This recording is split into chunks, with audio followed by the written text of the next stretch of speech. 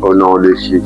Shalom, shalom, bien-aimés dans le Seigneur, que l'Éternel te fasse grâce. Nous sommes dans notre émission Évangile du salut de Jésus. Aujourd'hui, je voulais te parler, bien-aimé,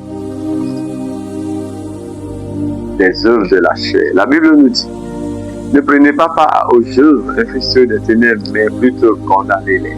Alléluia. Bien-aimé, si nous voyons que le Saint-Esprit opère moins dans nos vies, si nous voyons la manifestation de la puissance de Dieu dans nos vies, nos assemblées, si nous voyons, bien-aimés, que beaucoup de personnes restent encore à l'état de stagnation, c'est parce que, bien-aimés, beaucoup sont encore attachés aux œuvres de la chair. Nous sommes encore des êtres charnels. Nous sommes plus attachés aux œuvres de la chair qu'aux œuvres de l'esprit.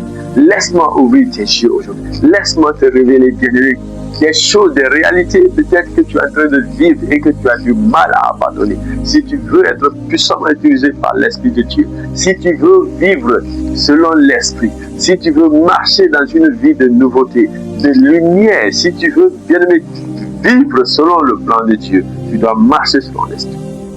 Deux passages vont nous guider tout à l'heure. Le premier passage, c'est Galates 5:16. Il est écrit, je dis donc, marchez selon l'Esprit et vous n'accomplirez pas les œuvres de la chair. Ainsi donc, dans le verset 19 à 21, les œuvres de la chair sont étalées. Lisons la parole de Dieu. Galates 5:19. Or, les œuvres de la chair sont évidentes. Ce sont la débauche, l'impureté, le dérèglement. Le verset 20. L'idolâtrie, la magie, les rivalités, les querelles, les jalousies, les animosités, les disputes, les divisions, les sectes, l'envie, l'ivrognerie, les excès de table et les choses semblables. Je vous dis d'avance, comme je l'ai déjà dit, que ceux qui commettent de telles choses n'hériteront point le royaume de Dieu. Alléluia. C'est ça la mise en garde. Et c'est ça les conséquences de ceux qui se livrent, qui sont attachés au désir de la chair. La Bible nous parle de deux choses. Marcher selon l'Esprit afin de ne pas accomplir les œuvres de la chair. Ça veut dire qu'il y a les œuvres de l'Esprit et les œuvres de la chair. Les deux sont opposés, bien-aimés, selon Galates 5, le verset 17.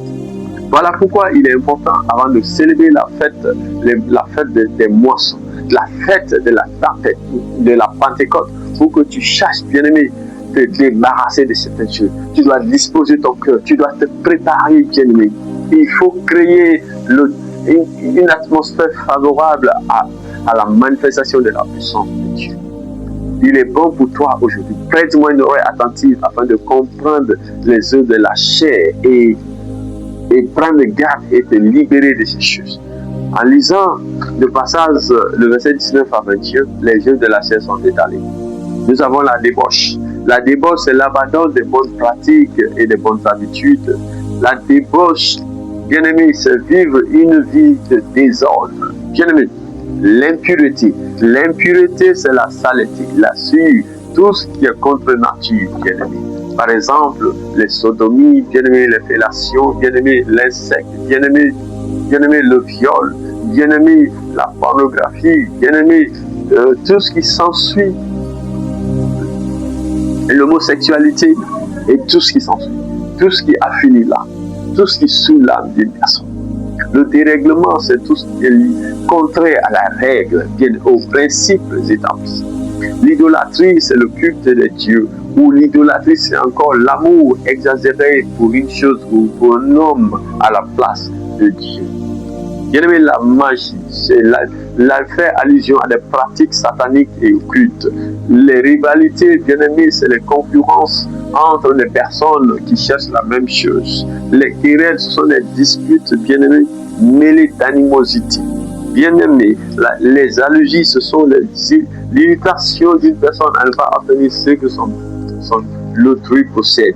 Les animosités, ce sont les malveillances excessives, bien-aimés. Les disputes, ce sont des échanges de paroles violentes. Les divisions, ce sont les désunions. Bien-aimés, ce sont une opposition qui crée la séparation. Les sectes, ce sont les groupes de personnes fermées, bien-aimés, autour des pratiques occultes sataniques. Les envies, c'est la haine, bien-aimés. ressenti du bonheur et du succès de l'autre. L'ivrognerie, c'est l'excès de l'alcool. L'excès de table, c'est la gourmandise. Au nom de Jésus. Toutes ces choses, bien-aimés, nous empêchent de marcher selon l'esprit. Toutes ces choses, bien-aimés, nous maintiennent dans la lourdeur. Nous maintiennent, bien-aimés, dans la chair. Toutes ces choses. Tandis que Galates 5:1 dit, j'ai été crucifié avec Christ. Si je vis, ce n'est plus moi qui vis, mais c'est Christ qui vit en moi. Toutes ces choses doivent être crucifiées le jour où tu donnes ta vie à Jésus. Le jour où tu reçois le Seigneur, tu dois mourir. Le baptême d'eau est symbole de repentance, de mort et de nouvelle naissance. Bien-aimé, tant que tu ne t'es pas débarrassé de ces choses, tu ne verras pas la main de Dieu dans ta vie. Tant que tu es encore attaché à ces choses, bien-aimé, il est impossible au Saint-Esprit d'agir et d'opérer dans ta vie. Ce sont les œuvres de la chair. Or, elles sont contraires aux œuvres de l'Esprit. Rappelle-toi, les œuvres de l'Esprit, c'est d'ouvrir ton cœur à Dieu. C'est de laisser le Saint-Esprit te remplir. C'est de méditer la parole de Dieu. C'est de vivre une vie de sanctification. C'est de prier, bien-aimé.